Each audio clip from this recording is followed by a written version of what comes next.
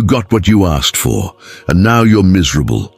You manifested the relationship, the job, the money, the attention. You did the visualizations. You wrote in your journal. You raised your vibration. You trusted the universe, and it worked.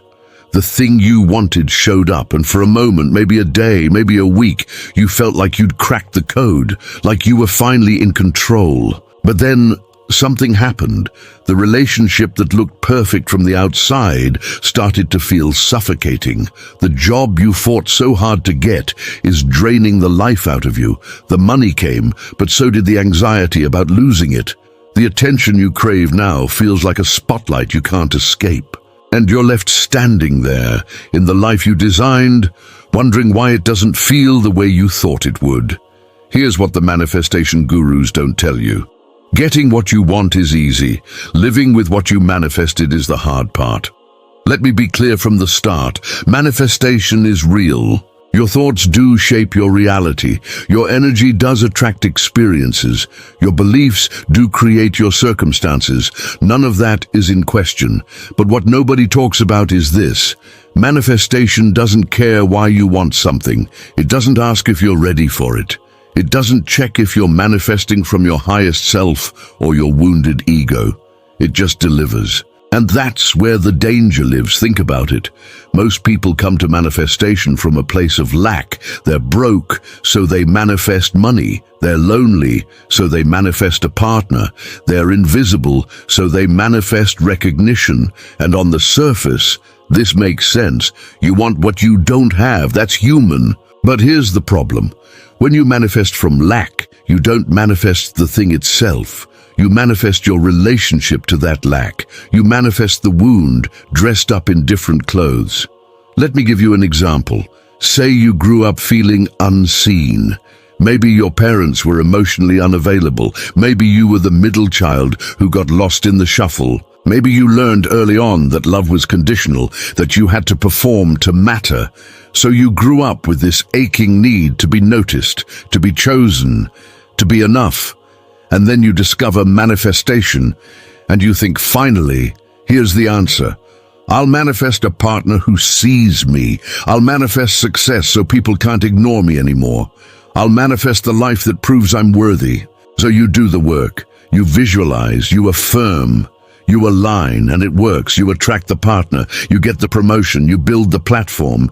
People see you now. They choose you. They validate you. But here's what happens. The partner you manifested is obsessed with you, but in a way that feels invasive. They need constant reassurance. They can't let you breathe. Because you didn't manifest a healthy relationship, you manifested a mirror of your wound. Someone whose need to be seen matches your need to be seen. And now you're two black holes trying to fill each other. Or the success you manifested comes with a level of visibility that terrifies you. Because deep down, you're still that kid who felt unseen. And now that everyone's watching, you're paralyzed by the fear of being exposed as not enough. The thing you thought would heal you is actually amplifying the wound. This is the dark side of manifesting. You get what you ask for, but if you're asking from a broken place, you get a broken result. Carl Jung said it best. Until you make the unconscious conscious, it will direct your life and you will call it fate. And that's exactly what happens with manifestation. Your unconscious wounds, your unhealed trauma, your hidden fears, they're all in the driver's seat. And when you manifest without doing the inner work, you're just giving those wounds better props. Let's talk about another layer of this, the ego's relationship with manifestation. Because here's the thing about the ego. It's not bad, it's not the enemy, but it is small. It thinks in terms of status, comparison, control. It wants things not because they align with your soul, but because they'll make you feel safe, superior, or significant. And the ego is really good at hijacking manifestation. You tell yourself you want the big house because you value beauty and space, but really, you want it because your childhood friend just bought one and you need to prove you're doing just as well. You tell yourself you want the relationship because you're ready for love, but really, you want it because being single at your age feels like failure and you're tired of being asked about it at family dinners. If this message resonates with you, subscribe to the channel and join a community of awakened souls walking the same journey of spiritual alignment. The ego's desires aren't inherently wrong, but they're not soul desires. And when you manifest ego desires, you end up with ego results. You get the house, but it's too big and too expensive, and you're working yourself into the ground to keep it. You get the relationship, but you're performing, not connecting. You're achieving, but you're not fulfilled. Because fulfillment doesn't come from getting what your ego wants. It comes from becoming who your soul is asking you to be. Here's where it gets even more uncomfortable. Sometimes the thing you're manifesting is actually blocking your growth. Sometimes the universe is saying no, not because you're not worthy, but because you're being protected from something that would derail you. But you don't want to hear no. You want what you want when you want it, so you push harder, you visualize more intensely, you make more vision boards, you repeat affirmations until your throat is raw. And maybe, eventually, you force it into existence. You manifest it through sheer willpower, and then it destroys you. Think about the person who manifests the business before they're ready. They wanted the freedom, the income, the identity of entrepreneur, but they didn't have the emotional maturity, the financial literacy, or the systems in place to sustain it. So the business grows fast and collapses faster, and they're left with debt, burnout, and a shattered sense of self. Or the person who manifests the fame they thought they wanted. They become known, recognizable, influential. And then they realize they can't go anywhere without being watched. They can't make mistakes without being judged. They can't be human without disappointing people. The thing they thought would liberate them became a prison. This is the shadow of manifestation. You can manifest something before you're ready to hold it. And when you do, it doesn't serve you. It consumes you. Now let's talk about something even more insidious, spiritual bypassing through manifestation. This is when you use manifestation to avoid dealing with your actual life. When you're in a toxic relationship, but instead of leaving, you just try to manifest your partner into someone different. When you're in a soul-sucking job, but instead of making a change, you just try to manifest your way into tolerating it. When you're deeply unhappy, but instead of facing the root cause, you just try to manifest your way into feeling better. Manifestation becomes a form of spiritual anesthesia, a way to numb the pain without healing the wound. And the problem with this is that it keeps you stuck. You're putting all your energy into manifesting a different external reality while ignoring the internal work that actually needs to happen. You can't manifest your way out of lessons.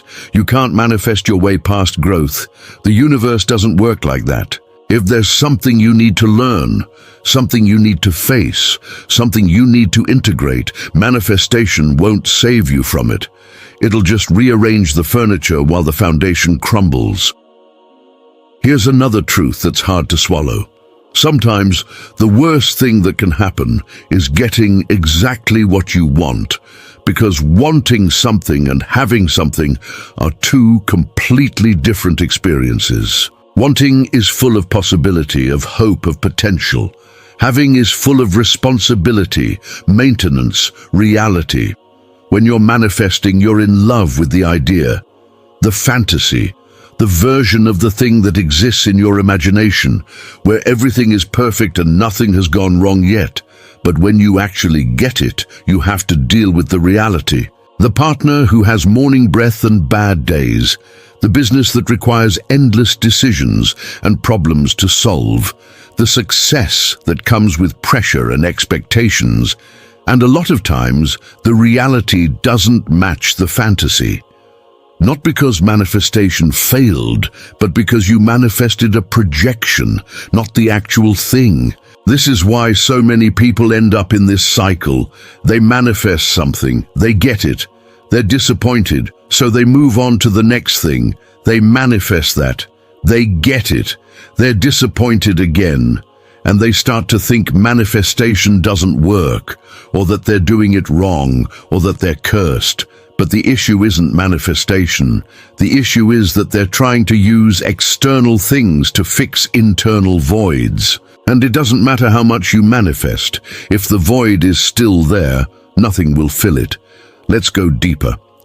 There's a concept in psychology called the hedonic treadmill. It's the idea that no matter what happens to you, good or bad, you eventually return to a baseline level of happiness. You get the promotion, you're thrilled for a week, then it's normal.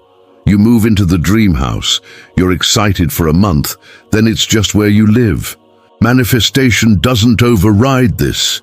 You can manifest everything on your list and still feel empty, because happiness isn't in the having, it's in the being. And if you don't like who you are, no amount of manifested stuff is going to change that. This is the darkest part of the dark side. You can win at manifestation and still lose at life. So what's the answer? Do you just stop manifesting? Do you give up on wanting things? Do you resign yourself to accepting whatever comes? No, that's not the lesson.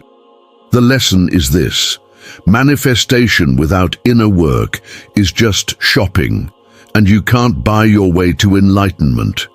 Real manifestation, the kind that actually transforms your life, doesn't start with what you want. It starts with who you are. It starts with healing the wounds that are driving your desires. It starts with getting honest about whether you're manifesting from your soul or your ego. It starts with asking not, what do I want, but who do I need to become? Because here's the secret. When you do the inner work, when you heal the lack, when you align with your true self, you stop needing to manifest in the desperate, grasping way. You start manifesting from overflow instead of emptiness, from wholeness instead of hunger. And what you attract from that place is completely different. It's not a wound dressed up as a desire. It's not a band-aid for your pain. It's not a trophy to prove your worth. It's an authentic expression of who you've become. You attract relationships that reflect your self-love, not your need for validation. You attract opportunities that align with your purpose, not your ego. You attract abundance that flows from your value, not your scarcity. This is manifestation from alignment, and it looks nothing like the manifestation sold on Instagram. Let me tell you what happens when you manifest from this place. First, you stop being attached to outcomes. You put out the intention, you take aligned action, and then you release it. You trust that if it's meant for you, it'll come. And if it doesn't, something better will.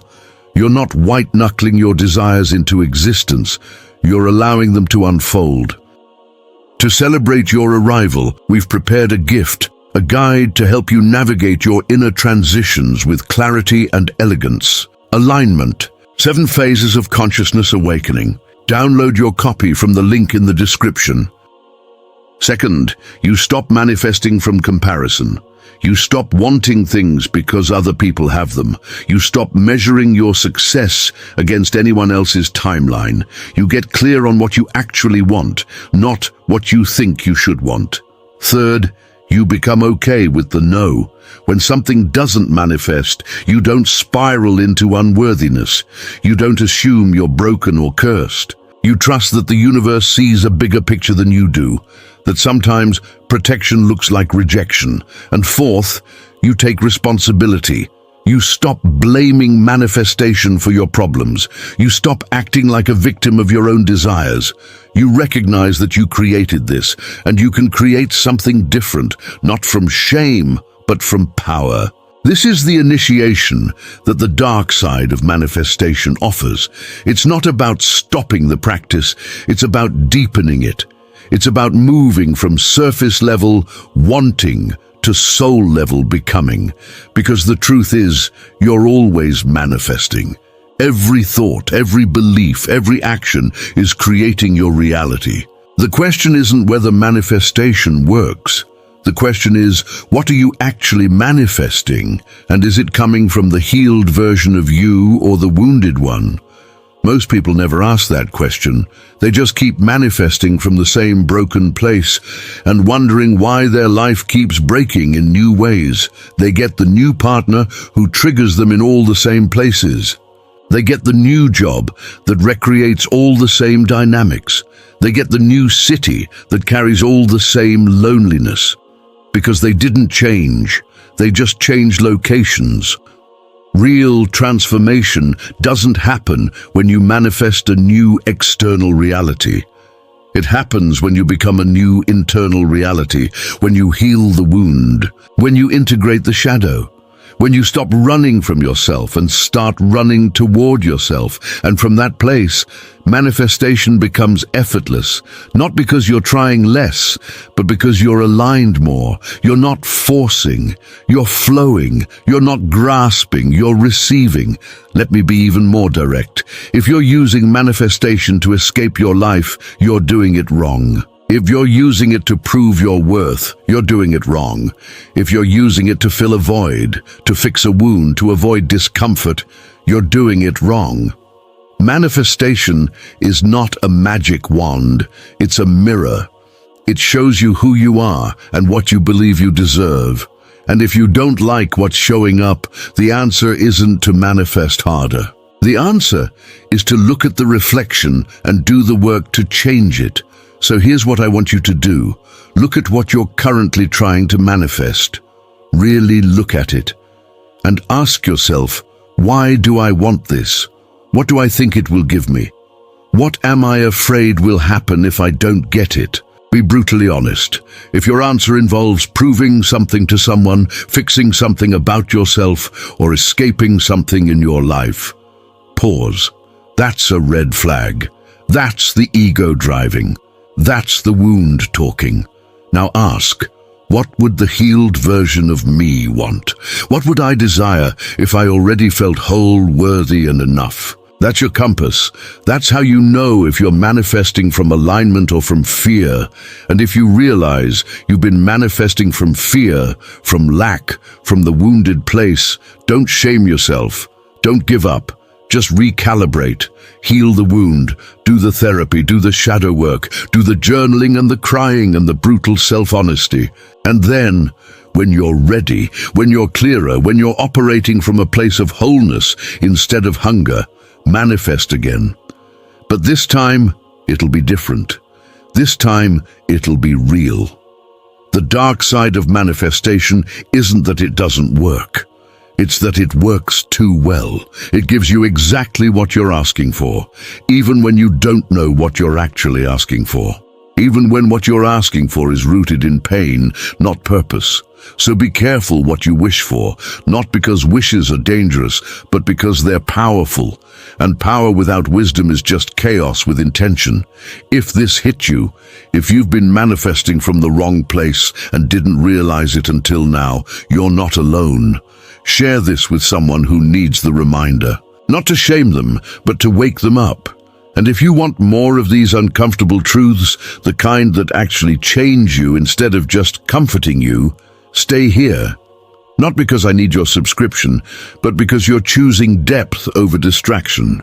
You're choosing to look at the shadow instead of just chasing the light. Manifestation isn't the enemy, but unconscious manifestation is, and you just became a little more conscious. That's the real magic. The cipher of inner stillness is a poetic journey through the hidden geometry of peace. Blending mystical philosophy, Jungian psychology, and cosmic symbolism, this ebook reveals that silence is not the absence of life, it is its source. Discover this and other codices that transform the way you see the universe through the link in the description.